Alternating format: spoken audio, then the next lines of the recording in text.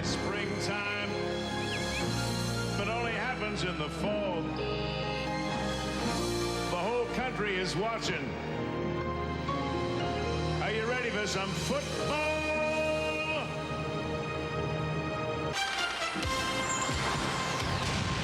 The Pittsburgh Steelers were the National Football League's team of the 70s.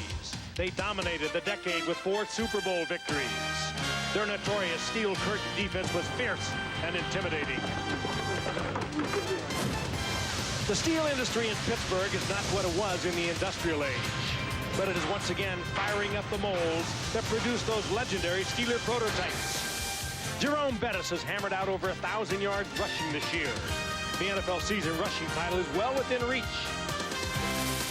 The Pittsburgh Blast Furnace is also turning out high-grade defensive players. Ron Woodson leads a terrific defense that is ranked first in the conference. The legendary Steeler teams were a reflection of the Pittsburgh workforce. Players that forged victories as their fans produce steel. Coach Bill Cowher sees the tradition continuing today. And there's a bond that's on this team between offense, defense, and special teams that's very blue-collarish like, and at the same time, there's a lot of pretty good football players. The Pittsburgh Super Bowl mill has not produced one of these since 1970. Moon peeking through the clouds, temperature around 75 degrees, and 75,000 on-hand sellout crowd for Monday Night Football. The Pittsburgh Steelers taking on the Miami Dolphins. Hello again, everyone. Frank Gifford with Al Michaels and Dan Deerdorf. Happy you're with us. Good AFC matchup for you tonight. The Steelers and the Dolphins. The Dolphins coming into tonight are 6-5. Of course, their playoff hopes are still there. But you get a feeling that this is a work in progress for their first-year head coach, Jimmy Johnson. He's looking down the line a couple of years, but he has a future Hall of Fame quarterback. Dan Marino is healthy once again, and Dan Marino can change the entire aspect of a football game just by his sheer will alone, and we'll look for him tonight. He'll be throwing the ball plenty tonight. Meanwhile, the Pittsburgh Steelers come in at 8-3 tonight in control of the AFC Central Division. They win tonight. They go 3 up on the Houston Oilers. But this is a Pittsburgh Steelers team trying to get back to the Super Bowl. Al, that is a troubled football team. They won last week against Jacksonville. They lost to Cincinnati the week before, but they have not played well on either side of the ball. They're putting up some bizarre numbers too, Frank. They didn't even gain 200 yards last week. Mike Tomczak 7 of 24, and on the season a team that's 8-3 has a quarterback who has thrown more interceptions than touchdown passes.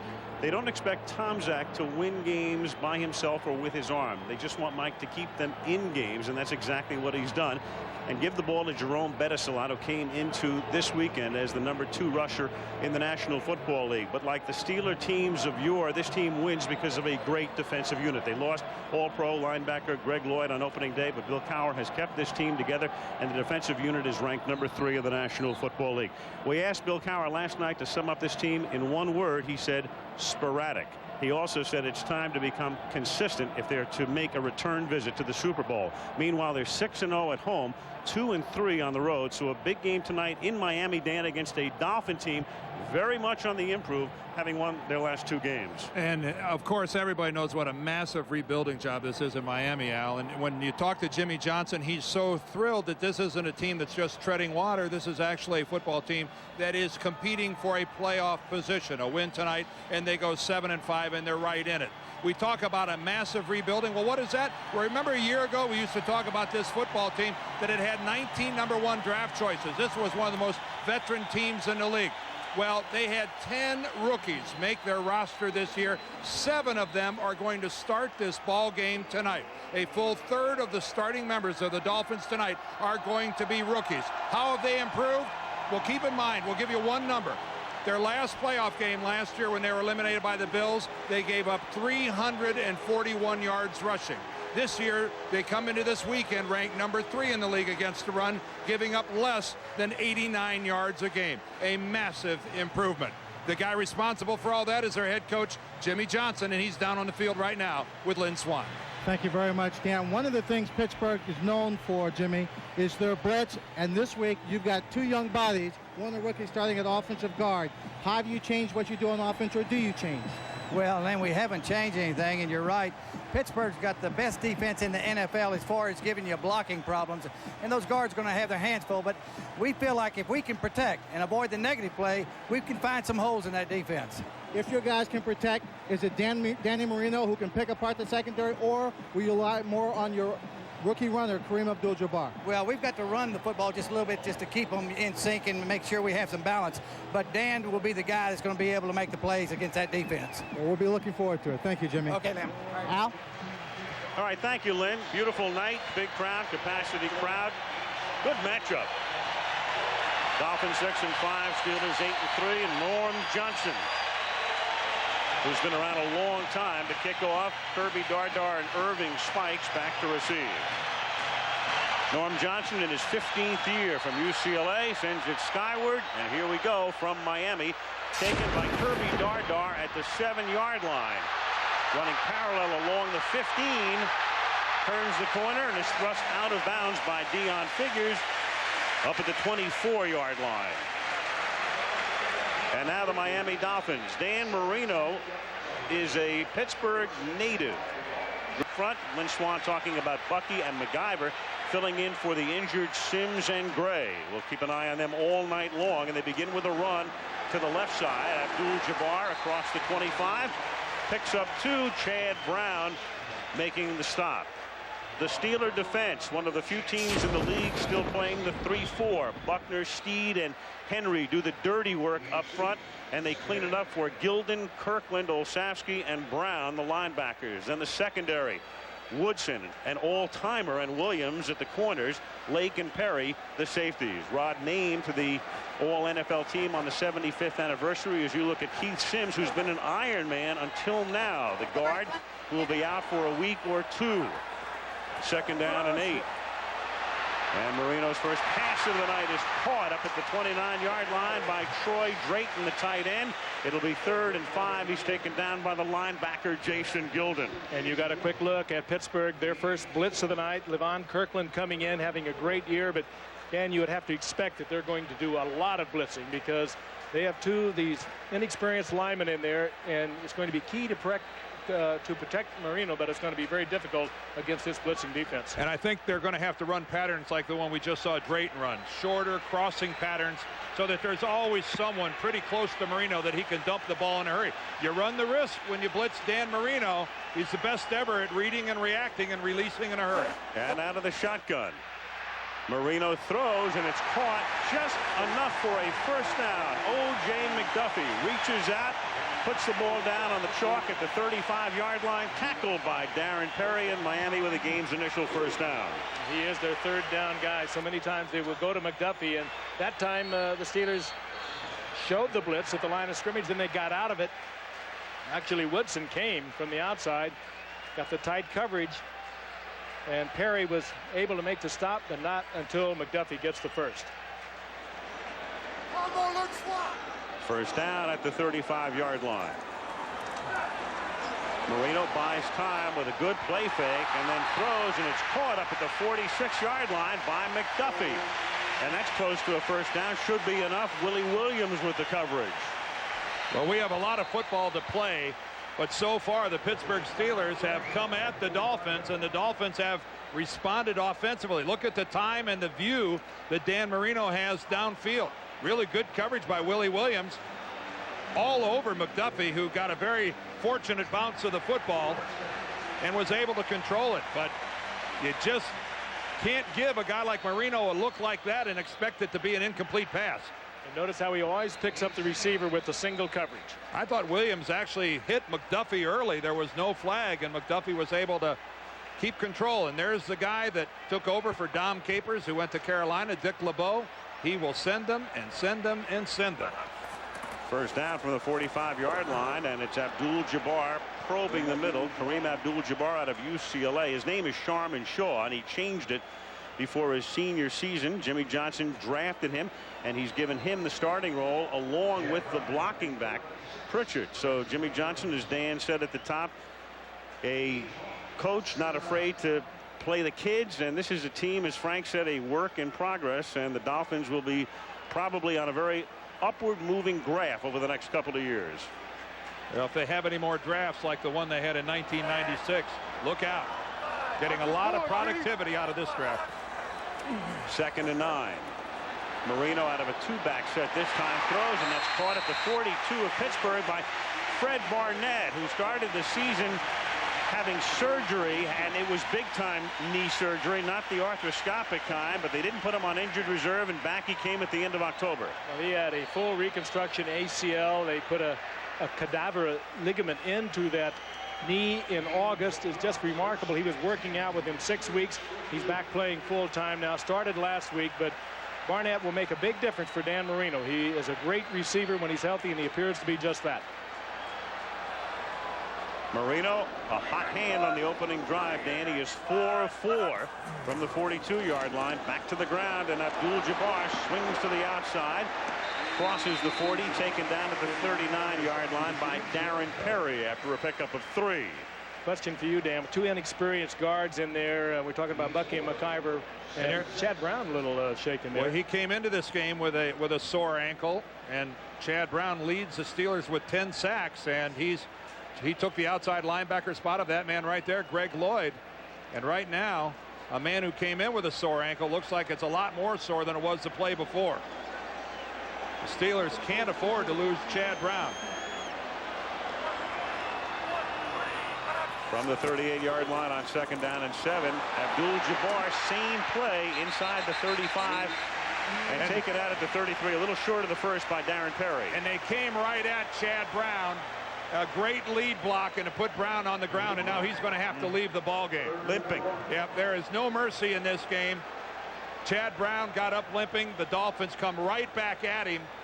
Take a look at him. He's going to go upfield, and an excellent lead block by Pritchett puts him down and puts him out of the ball game. Well, he was just in there to see if he could go tonight. He limped through practice this past week, and he obviously can't. He's going to have to sit down. And it'll make a big difference for the Steelers. Dante Jones, second-year linebacker out of Nebraska, number 54, takes that spot. 3rd and 1. A big hole over the left side for Abdul-Jabbar. Takes it to the 20. Tackled by Perry. Another Miami first down. When they came right back where Chad Brown would have been. Well, and they come with a double blitz, Frank, right over the 2 guards. And right now, Bucky and McIver, the 2 guys filling in for Gray and Sims, are not just holding their own, they're winning. There's Bucky right there with the lead block. Abdul-Jabbar untouched till he's about 8 or 9 yards downfield. A most impressive start for the Dolphins. And now Irving spikes in the backfield as Abdul-Jabbar gets a rest. First down at the 20-yard line, and they give it to Irving Spikes. And Spikes this time finds nothing over the left side. Jerry Olszewski, the inside linebacker who played his college ball at the University of Pittsburgh, makes the stop. Go back to the question I wanted to ask you, Dan, as an offensive lineman.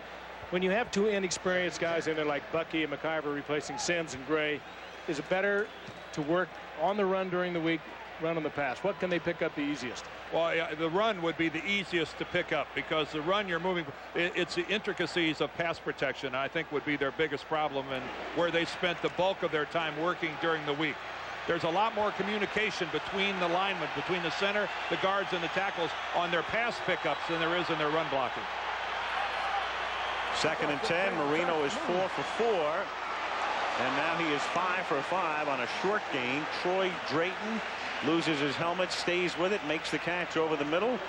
Carnell Lake that time coming in and putting the pressure on Dan Marino. And of course, you mentioned Carnell Lake. He's a free safety coming on a blitz. It gets redundant doing a Steelers game to mention the word blitz. It's almost an every down occurrence where somebody comes on some type of a blitzing scheme from the Steelers. And you rarely can pick them all up. It behooves Marino to make a quick read and get rid of it.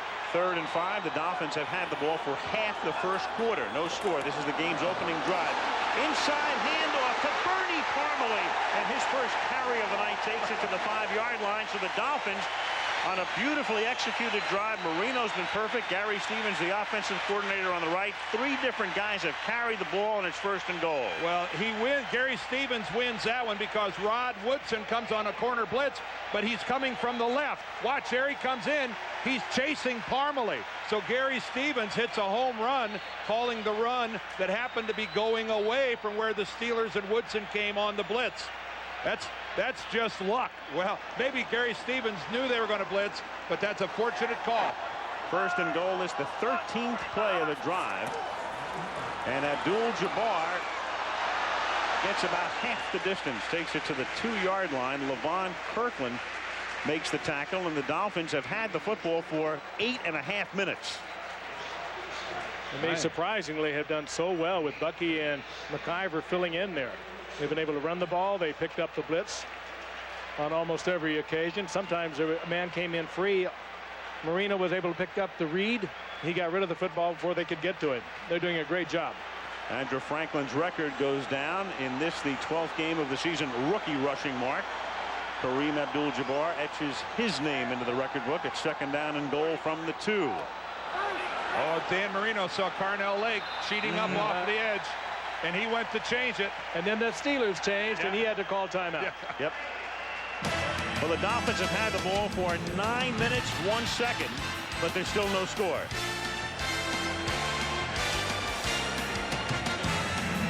9 minutes, 1 second into the game. We still have not seen the Steeler offense. The Dolphins, on a beautiful drive, have a 2nd down and goal at the. Pleased. I talked to him before the game, and I asked him about the 2 youngsters he was starting. He looked at me and I said, I didn't mean to ruin your night. As of right now, that appears to be a non-story. They're doing a great job. Jeff Bucky and Everett McIver. 2nd and goal. And Marino hands the ball off, and gain of a half a yard or so. Abdul-Jabbar just inside the 2-yard line. It'll be 3rd down and goal. And Chad Brown is back on the field for the Pittsburgh Steelers. He's back at his linebacking position. There he is, and he brings his 10 sacks and a pair of interceptions back into that Steelers huddle. Problem for Pittsburgh, he's going to be a free agent at the end of the season. 3rd and goal. Bernie Parmalee in the game as the 3rd down back. Marino best in the league in completion percentage in the red zone this season. Out of the gun, throws, touchdown, O.J. McDuffie. Oh, and what a clutch receiver O.J. McDuffie has turned into. Always the man they look to on 3rd down. Now they get 3rd and goal, O.J. McDuffie. Well, they came with a blitz off that corner, and Myron Bell got it wrong. He had the coverage on McDuffie and overplayed it to the inside. You see Lake come on the blitz. Bell not in a position, not prepared for an outside break by McDuffie. That's a pretty easy touchdown. Joe Nedney now for the point after. And whistles sound before the snap. First whistle we've had. Walt Coleman refereeing his first Monday night game. False start prior to the snap. Offense number 77. 5-yard penalty. Jeff Bucky. Well, if that's the worst mistake the rookie makes here tonight, I think the coaching staff can live with it. Yep. Although with Nedney kicking, yeah, anything's possible. You're right. Interesting time to be offsides on a conversion attempt, wouldn't you say, Dan? Yes. Left side of your screen, 77. Yeah, you see him. He's down in the stance. He can't move. And Nedney is a bit erratic. That last extra point wasn't good by a lot. But he bangs this one through. That's the consummate drive. 9 minutes 45 seconds, 15 plays. They gained 38 yards rushing, 38 yards passing. Absolute perfection. 7-0 Miami.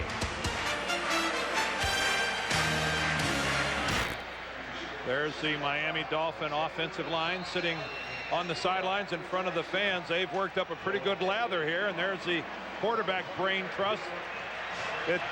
From an offensive lineman's perspective, drives just don't get a whole lot better than that. Joe Nedney kicking off, and it's taken at the 10-yard line by Ernie Mills on a kickoff that might have gone out of bounds.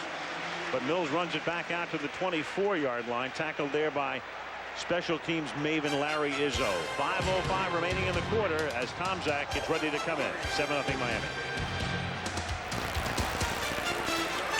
Hey, look at the forearm of Mike Tomczak, the Steeler quarterback, who has all the formations and everything down there. And he will.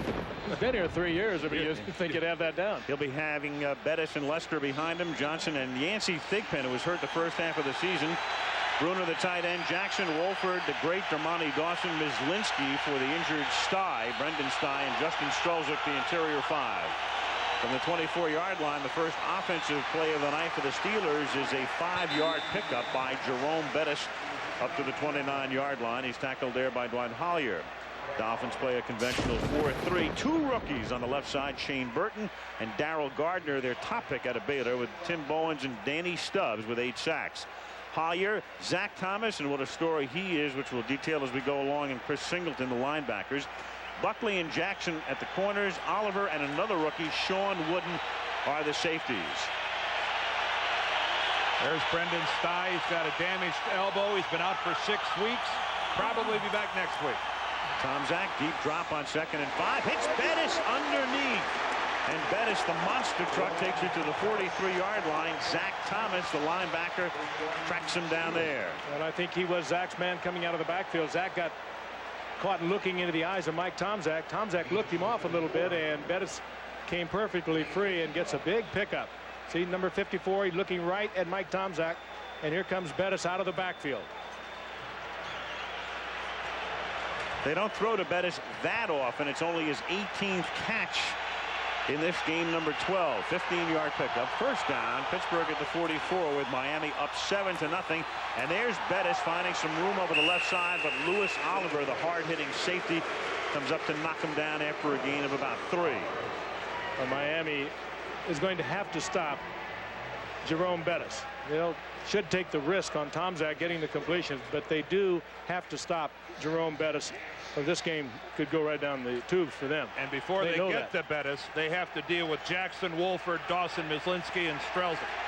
Maybe the best run-blocking offensive line in the National Football League. One efficient unit. 2nd and 6. Caught a glimpse of the defensive coordinator, George Hill, as Tomczak throws, and that's at the 32-yard line, taken in by Charles Johnson somehow, some way. Wooden makes the tackle, and a first down at the 32-yard line. Well, credit that run-blocking offensive line, Dan, with picking up a blitz on the part of the Miami Dolphins, giving Tomczak all that time. The ball was poorly thrown, and Johnson makes a superb catch. But this completion was due to the picking up of the blitz by the Pittsburgh Steelers offensive line. Yancey Thigpen also running a crossing route over the middle, reached up to try to one-hand it. First down from the 33-yard line, and that's Andre Hastings who makes the catch. Hastings had been starting while Thigpen was mending that hamstring pull, and right now he's the number 3 wide receiver, forced out by Terrell Buckley.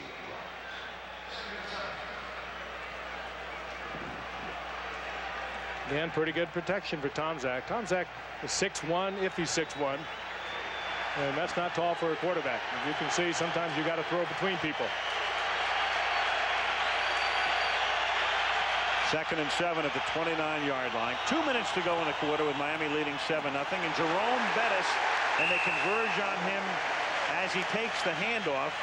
Daniel Stubbs and Tim Bowens in the middle of the action. Well, that's just good penetration on the part of the Miami Dolphins. Well, Danny Stubbs comes off the corner. I think Bruner, the tight end, is supposed to get a shoulder into him, and he really doesn't. Allows Stubbs. There's Stubbs at the top. You see Bruner late coming off the ball. He didn't stop Stubbs whatsoever, and he slices around that corner and gets into Bettis. 3rd down and 7, and they have Cordell Stewart, the quarterback, running back, wide receiver, slashes in the game. And Tomczak throws and tries to get it to Stewart, and it's almost picked off by Calvin Jackson. 4th down. Oh, he was looking at 6 points. Could he hold on? 5 receivers, a lot of pressure on Tomczak, and almost picked off. Mike almost gave you the impression that he was throwing it out there into the flat, whether or not he was covered or not. Breaking to the outside is Stewart.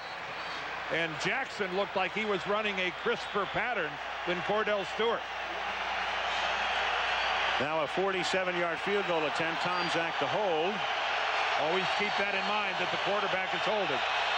Norm Johnson from 47 yards, and the kick is good. So Johnson and his wife celebrating the recent birth of their 3rd son. And he celebrates with a 47-yarder to culminate this drive. 1:15 to go in the quarter. Miami 7, Pittsburgh 3.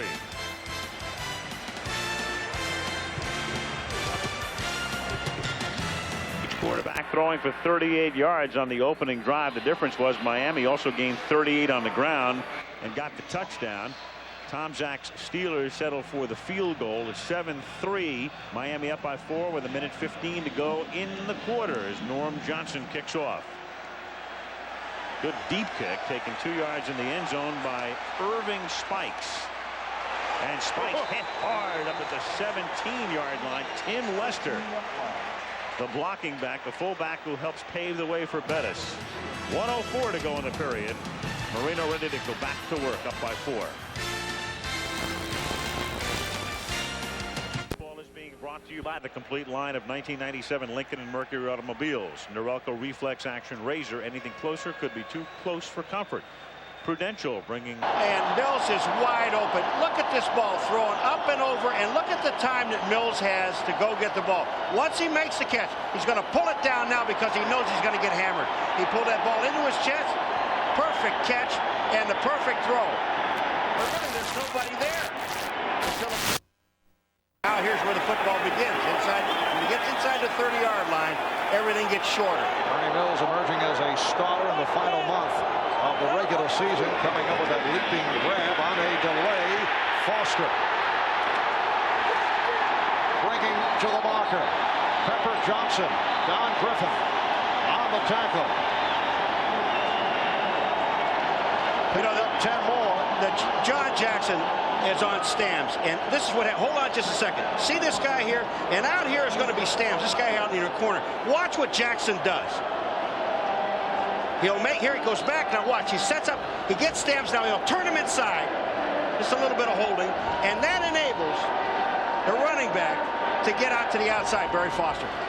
When you get that kind of a block from your tackle on the outside linebacker, this is where the Cleveland Browns are having a problem. If you notice that Foster is running wide because the linebackers are not getting to the outside. They have called for a measurement. And apparently Foster was just short of a first down. It'll be second and about a half yard, just inside the 11. Head coach Bill Belichick of the Cleveland Browns in his 4th year with the Browns, struggled his first 3 years, and combined with the forcing out of Bernie Kosar, not a popular figure in Cleveland, but the success of this season has certainly made an impact. Foster has a first down. The tackle by Louis Riddick. Louis Riddick out of the University of Pittsburgh in his 3rd NFL season. And Barry Foster running so well here in the opening quarter. 8 carries, 51 yards, combined with the precision passing of Neil O'Donnell, who's 6 of 7 for 62 yards. Neil O'Donnell's doing very well, but if you notice when they want to pick up the very important yards, where do they go? Damati Dawson, number 63, the all-pro center right up the middle. He is some kind of blocker. First and goal at the 5. That is Mills in motion. And here's Foster. So Foster hit by Riddick. Picked up 3 on the play. Langham and Riddick combined to make the stop as this first quarter is rolling to a close.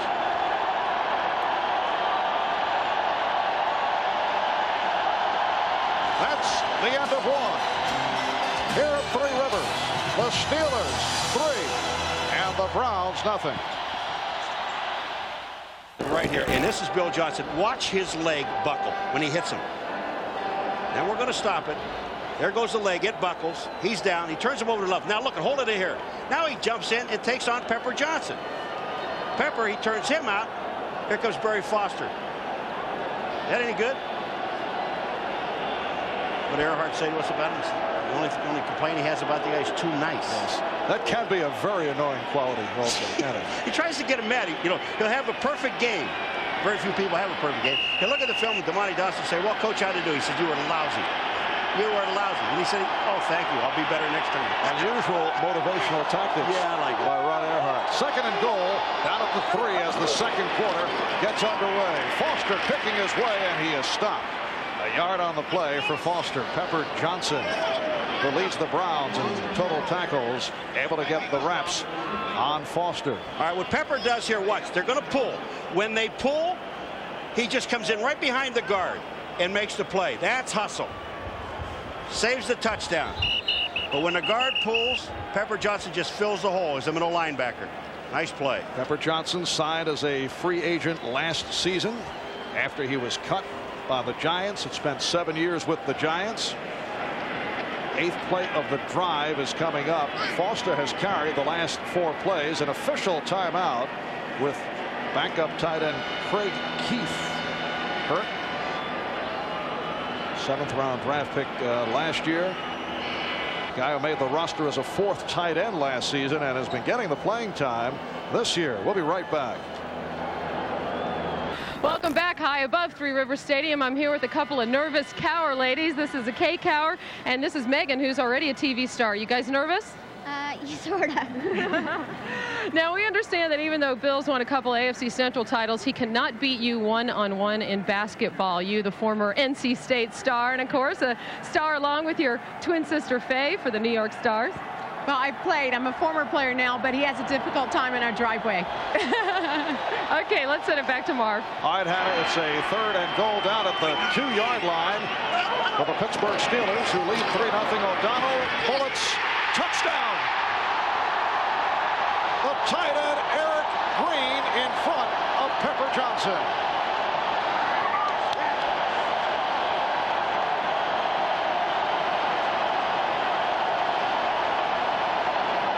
There's just no way that you can put, I think your wife and your daughter's happy, there's no way you can put a tight end alone on Eric Green.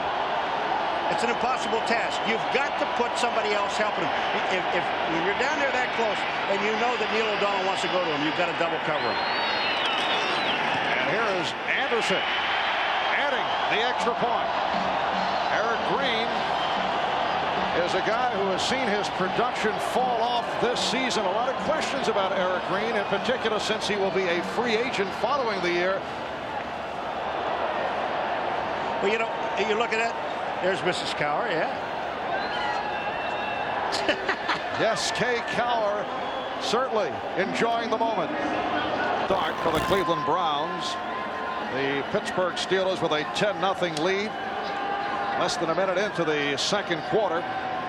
And Randy Baldwin and Eric Metcalf are back for the kickoff from Gary Anderson. Randy Baldwin, in his 4th year out of Mississippi, led the AFC in kickoff return.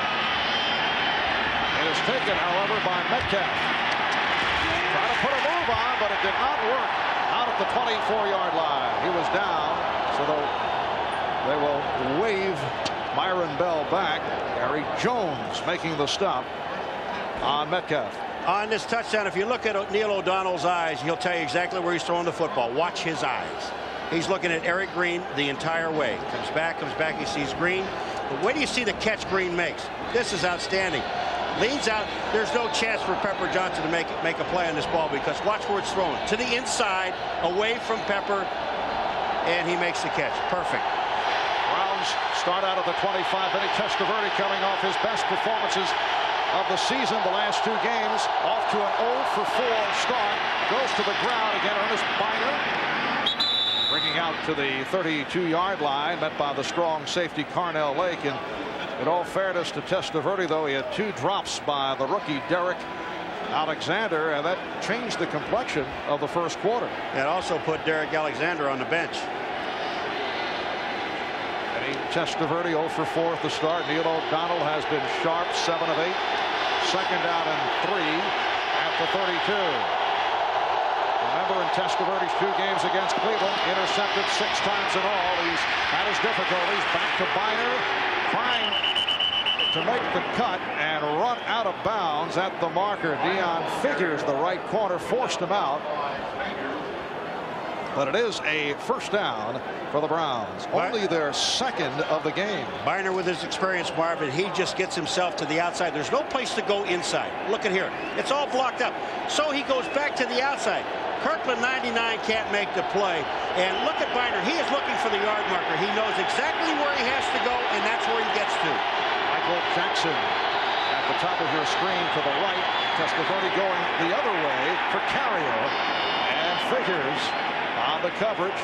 Ball spotted at the 40-yard line. A pickup of 4. Mark Carrier, a favorite target of Vinny Testaverde going back to their days as members of the Tampa Bay Buccaneers. And they also are throwing to figure side. They haven't even tested Rod Woodson's side yet. Now Leroy Horde in the ball game.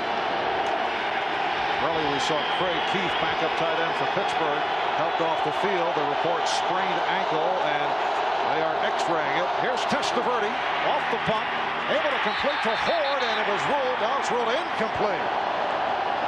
Followed by some pushing and shoving between Levon Kirkland and Leroy Horde. That's the 3rd drop of the game for the Browns. Trying to run with the ball before you get it. Leroy Horde. Watch it. Testaverde steps up in, sees Horde, throws it to him, and Horde takes his eyes off the ball. It's no different in any sport. You've got to keep your eye on the ball. If you play golf, you got to look at the ball. Play football, look at the ball. That's what you're playing with. A little golf tip here. I got it in there. I'm going to play some golf next week. It's a 3rd down and 6 at the 40. Kinchin in motion. And Testaverde again has a receiver drop the ball. It was slightly behind Biner, but he could have had it. And a little hard. I mean, these are touch passes across the middle. But this ball hits Biner in the hands. I mean, you've got to catch these. These guys have had so many opportunities. Vinny Testaverde is doing the right thing. They're trying to run without the football. Testaverde, 1 of 8, 4 yards, 4 drops. And Tom Tupu had the 26-yard punt in the first quarter. Will punt again. Line drive. Woodson let it bounce. And it is down around the 25. It's only a 35-yard punt. 12-13 remaining, 2nd quarter. Is brought to you by Lexus, maker of the faster and roomier 1995 LS400. By McDonald's, what you want is what you get at McDonald's today. And by Microsoft, the leader in software. Where do you want to go today? We welcome you back to Pittsburgh. Some suggestions from All-Pro linebacker Kevin Green for head coach Bill Cowher. 3 minutes in. 2nd quarter, the Steelers 10 and the Browns nothing. Pittsburgh starting out from its 26-yard line. Foster able to break a tackle, reaching out to the 35. Louis Riddick made the stop, and that's a 9-yard advance for Barry Foster, who's had a terrific first half. Now they got Caldwell in, number 56. Hold it just a second here, guys. They bring him in for Stamps. Now look what he's doing. He's there on the outside, gets rid of John L, but doesn't make the tackle. You got him out there. You just have to make the tackle. John L held him up long enough. John L. Williams, number 22, held him up long enough so Foster could get to the outside. 2nd down and 1. And the 1st down picked up by Barry Foster. It appeared from this angle, and then it looked like his forward progress would stop Carl Banks among several Browns to push him back the other way. Marv, in order for the Cleveland Browns to get back into this ball game, and I mean to get back in the ball game, they've got to do something defensively. They cannot let the Pittsburgh Steelers drive this ball down and score another touchdown. If they do that, they are in deep trouble. It is a 1st down for the Steelers. You know how many antacid tablets he's going to take before this one's over. Foster breaking free. Run out by Pepper Johnson, and 28 more yards to the total of Barry Foster. He now has run for 95 on 13 carries. Guys, I'm telling you, the offensive tackle, seriously, on this play is just incredible. Hold on one second.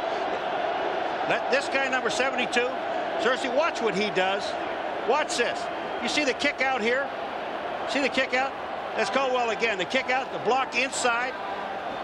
I mean, that's outstanding. That is a great hole. The Steelers 1st down at the Browns 34-yard line. Bam Morris. So they go from Foster to Morris, and Morris continues to run well. Riddick made the stop. Not a happy first half for the Browns defensive coordinator Nick Saban, man who's headed to Michigan State as head coach. Coached with Bill Belichick's dad Steve at the Naval Academy back in the early 80s, handling the defensive backs. And Nick headed to the college ranks, as is quarterbacks coach Rod Downhauer, who's headed to Vanderbilt as head coach, and certainly tells the story. 2nd down and 4 after that 6-yard pickup by Morris. And it's Morris again, and he stopped at the line. Rob Burnett, the left defensive end, making the tackle.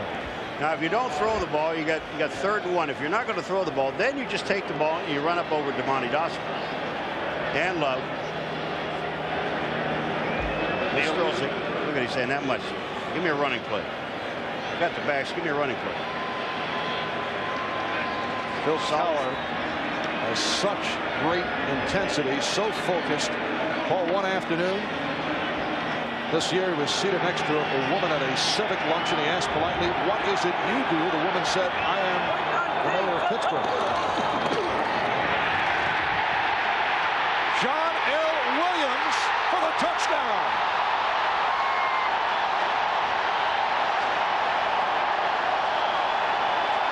A 26-yarder. And Pittsburgh has pulled away to a 16-0 lead. James Jones shoots the gap and runs right by John L. Williams, and a hole is created. We will see it later on, but it's number 96, James Jones, that opens up the hole.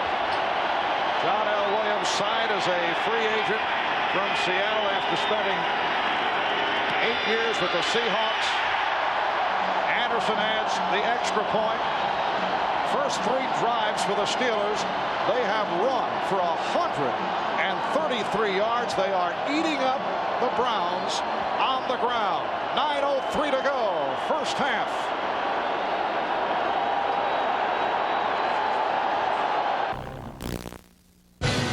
The NFL on NBC is brought to you by Ford and your Ford dealer. Have you driven a Ford lately? A very festive scene here at Three Rivers Stadium in Pittsburgh. Marv Albert with Paul McGuire. We're joined on the sidelines by Hannah Storm and Will McDonough. And the Steelers have jumped off to a 17-0 lead on the Browns. The winner will meet the winner of tomorrow's Miami and San Diego game for the AFC Championship. The return by Baldwin. Baldwin broke the tackle.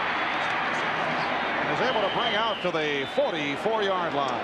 All right, Mark, remember when I said James Jones got into the hole and opened it up? Watch what he does here. He's down on his knees. He ducks his head. He goes through the hole. Hold it. Here's the ball carrier, John L. Williams.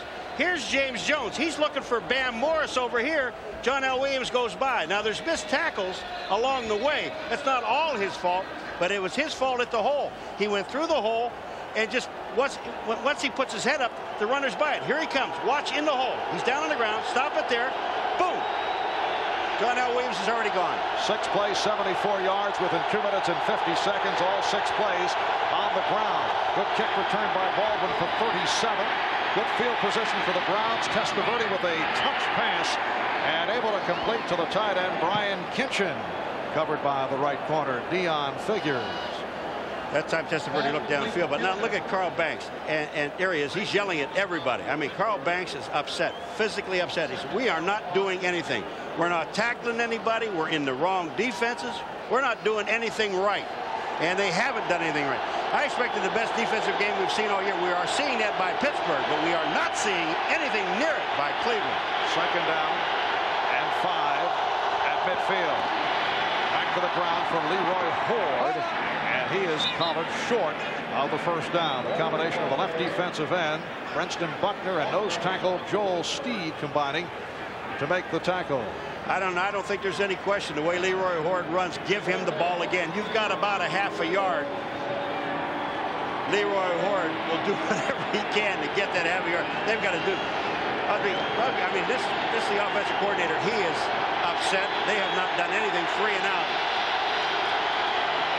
3rd and 1. Hoard to the outside. And he has a first down. Leroy Hoard last week against the Patriots had a solid game.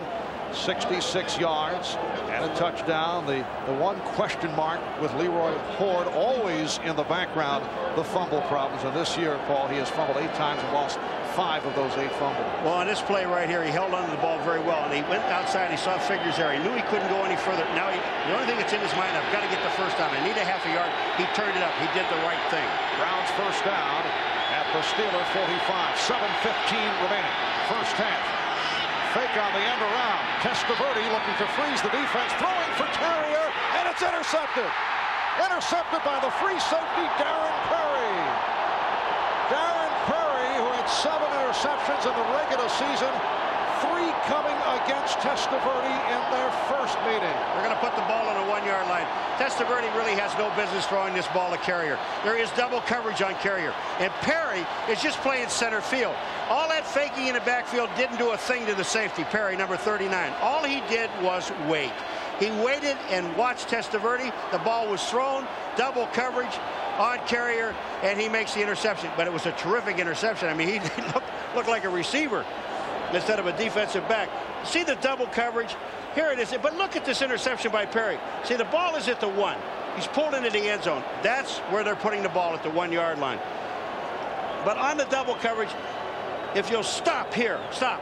Here's Woodson. Here's Perry. Here's Carrier right in the middle of it. You got double coverage. You can't throw there. All of that faking in the backfield, my friend, does nothing. Didn't freeze the safety. He was there. And they marked the ball correctly. It should be at the 1.5-yard line or the 2-yard line.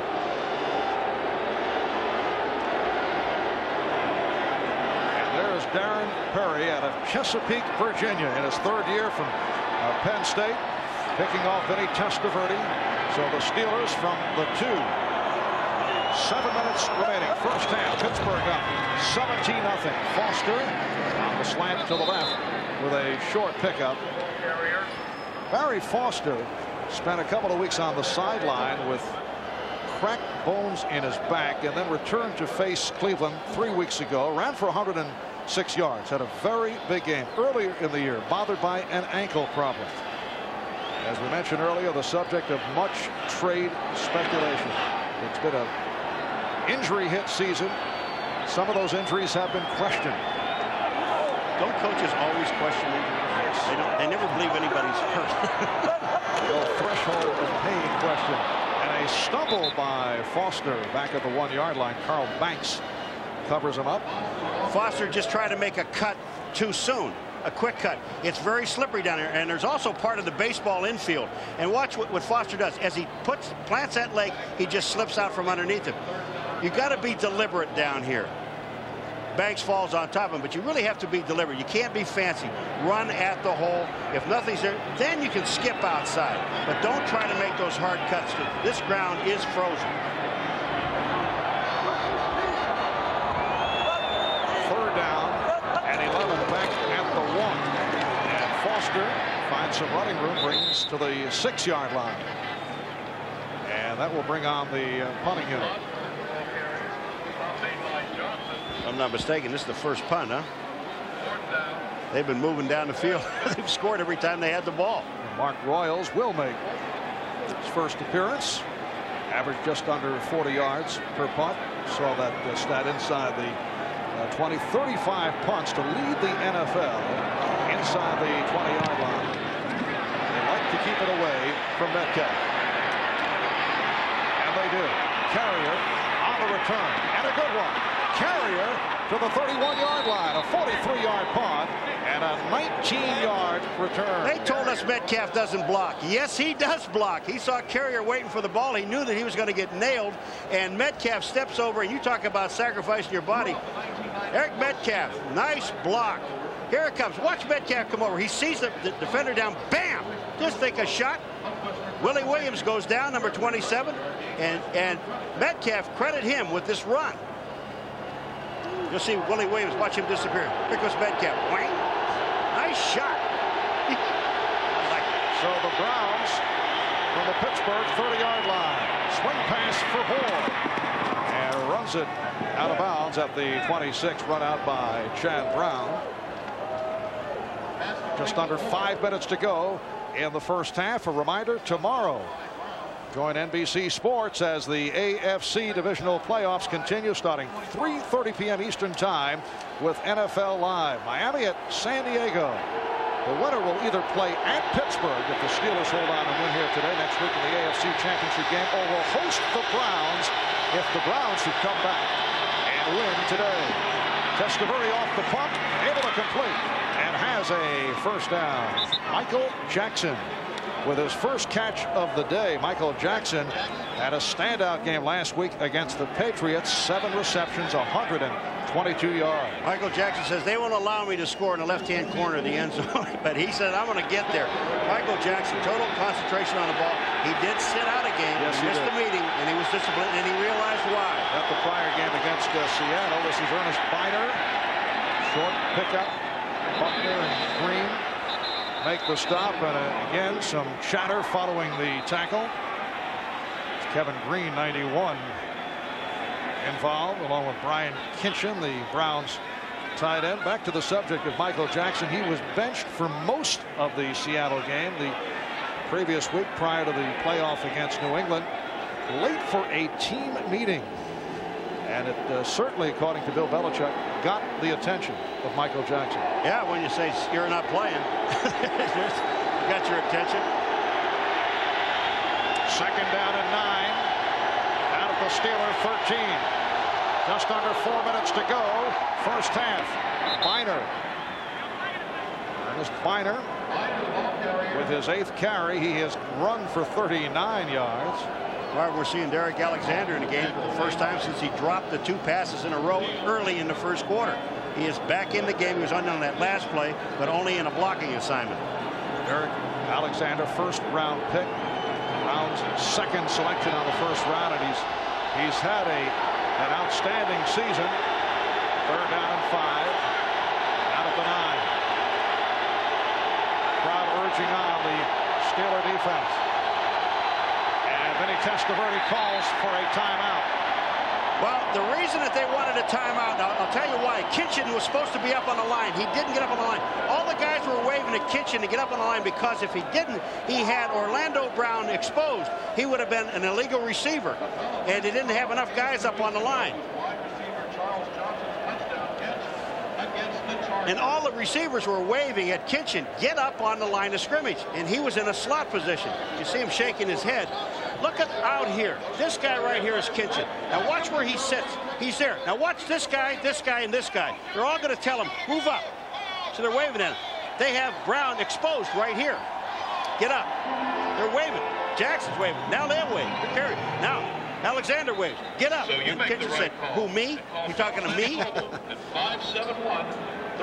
With the timeout, 3:09 remaining in the first half. Cleveland with 2 timeouts left. Pittsburgh 2 remaining. When we resume, a 3rd down and 5 for the Browns down at the Steeler 9-yard line.